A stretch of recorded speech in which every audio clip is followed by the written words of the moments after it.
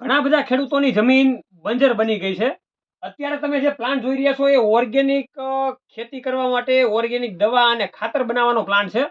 આ આપણી સાથે જે યુવાન ખેડૂત જોડાયેલા છે અને એક પણ પ્રકારનો એક પણ રૂપિયાનો ખર્ચો બહારથી નથી કરેલો. બહારથી એકય એગ્રોમાંથી દવા નથી લેતા. પોતાની જ વાડીએ પ્લાન્ટ બનાવેલો છે. એની જમીનને બંજર બનાવતી અટકાવવા માટે એણે એક નવી જ પહેલ કરેલી છે અને 5 વર્ષથી ઓર્ગેનિક ખેતી કરે છે. તો આપણે અંકિતભાઈ ઢાંકેચાને યુવાન ખેડૂતને પૂછીએ કે ભાઈ ઓર્ગેનિક ખેતી કરવાની તમને કેવી મજા આવે છે અને કેવી રીતના તમે કરો છો? તો તમે જણાવો.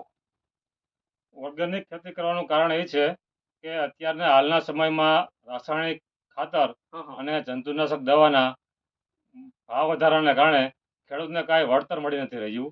ખૂબ અને સરસ. બીજો પ્રશ્ન એ છે કે વધારે ખાતરના અને દવાના છાંટવાના કારણે જમીન આપણી બંજર થઈ રહી છે. હા. કોઈ પણ પ્રકારના મોલમાં ઉત્પાદન ઘટતું રહ્યું છે. યસ. એના માટે મેં આ ઓર્ગેનિક ખેતી કરવાની શરૂઆત કરી છે.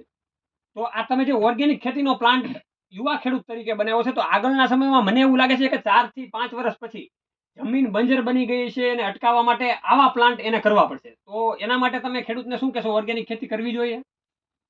જરૂર ઓર્ગેનિક ખેતી કરવી જોઈએ. 2 વર્ષ નહીં તો 5 વર્ષે પણ આ ખેતી તો તમારે કરવી જ પડશે, કારણ કે હવે આમાં કાંઈ ઉત્પાદન આવતું નથી.